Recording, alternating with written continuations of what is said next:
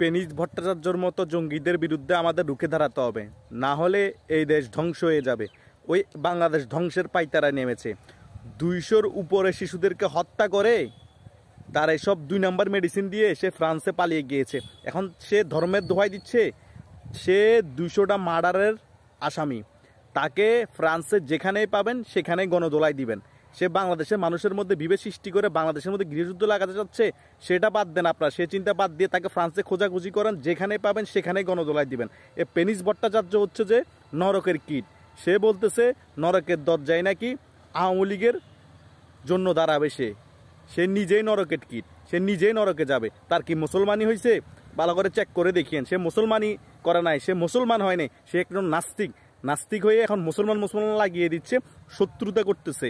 কারণ মুসলমানকে ধ্বংস করাই হচ্ছে তার মেইন এজেন্ডা। এটাই হচ্ছে মেইন প্রেক্ষাপট। এটা আপনারা যারা বুঝেন না তারা জেনে নেন।